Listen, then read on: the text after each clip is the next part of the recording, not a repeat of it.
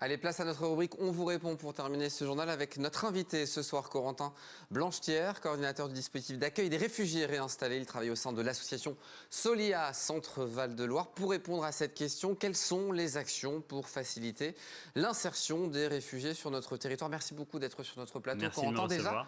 on va rappeler, c'est quoi exactement un réfugié? Oui, alors un réfugié, ça répond à une notion juridique qui est assez précise. Souvent, on donne celle de la Convention de Genève. C'est quelqu'un qui a fui son pays, qui a fui des persécutions en raison de son origine, de sa religion, de son appartenance à un groupe social, de ses opinions politiques, et qui obtient un statut de protection juridique ici en France. À ne pas confondre avec plein d'autres Oui, immigré termes. étranger, il y a Voilà. vraiment un distinguo à faire. Exactement. Un immigré, c'est une personne qui est née étrangère à l'étranger, qui est venue s'installer en France pour vivre en France. Un étranger, c'est une personne qui n'a pas la nationalité française, qu'elle soit née en France ou à l'étranger. Donc effectivement, un immigré n'est pas forcément un étranger n'est pas forcément un réfugié, d'où la confusion Donc parfois. il fallait être précis ce soir. C'est quoi la situation aujourd'hui actuelle des réfugiés en France? Alors, en France, on a environ 160 000 personnes qui demandent l'asile tous les ans, 70 000 qui l'obtiennent, un peu moins de 40% donc. C'est loin d'être la première porte d'entrée en France du séjour, loin derrière les étudiants étrangers, les motifs familiaux ou les visas travail. Et puis quand on prend un petit peu de recul à l'échelle européenne ou même internationale, la grande majorité des réfugiés se trouvent dans les pays voisins en fait, de leur pays d'origine. Donc on est loin de cette idée de l'accueil de toute la misère du monde ici en France. Sur notre territoire, justement, est-ce que là, on peut avoir une cartographie des réfugiés? Ils ont quel âge? Ils viennent d'où? Ils sont combien? Est-ce qu'on a ces informations-là? Bien sûr. Ouais. Alors, ils sont combien? En Centre Val-de-Loire, on a environ 2500 personnes qui ont obtenu l'asile l'année dernière, 500 en Indre-et-Loire. Et alors, les nationalités, on va retrouver beaucoup Afghanistan, République démocratique du Congo, Guinée, Soudan, et puis bien sûr, ces derniers temps, des Ukrainiens. Donc c'est des réfugiés pour des raisons politiques exclusivement, uniquement?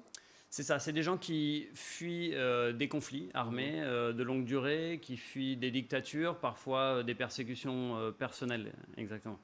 Évidemment, il y a des difficultés qu'ils rencontrent dans l'insertion dans notre société, évidemment par rapport à la langue, par rapport au travail, j'imagine. Ouais, je dirais qu'il y en a trois majoritaires. Le logement, effectivement, la langue et le travail. Le logement, bien que ce ne soit pas le cas des familles qu'on accueille, nous, dans notre dispositif qui est un peu particulier, où elles sont accueillies directement dans le logement, pour la plupart des réfugiés, même après un an de l'obtention de leur statut, on est encore sur des situations d'hébergement très précaires, des centres d'urgence, etc. Alors parlez-nous de ce dispositif d'accueil des réfugiés que vous coordonnez. C'est quoi les actions que vous menez au quotidien avec eux?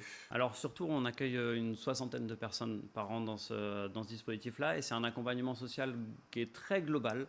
On va les accompagner dans le logement, à stabiliser leur situation administrative, qui est une grosse part du travail. On dit souvent c'est beaucoup de papier et beaucoup de temps, beaucoup de patience pour eux.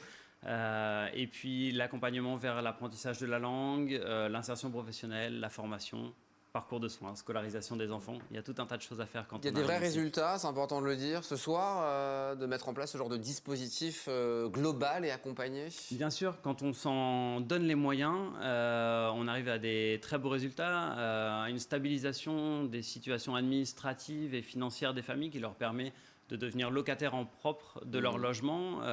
Et puis, c'est toujours un plaisir quand on les retrouve 1 an, 2 ans, 3 ans après notre accompagnement. Exactement, et qu'on les trouve en formation, insérés sur le marché du travail. Dernière petite question très rapidement. Est-ce que nous, en tant que citoyens, on peut justement vous rejoindre pour justement aider à l'insertion de ces réfugiés? Une petite notion de solidarité fait du bien en ce moment. Bien sûr. C'est pour ça que je vous pose la question. Et bah, si le cœur en dit aux gens, effectivement, le bénévolat, c'est précieux. À Soliam, il y a plein d'autres associations qui œuvrent pour l'accueil des réfugiés et des demandeurs d'asile. Apprentissage du français, soutien scolaire, lien social simplement, découverte de la ville et de notre culture.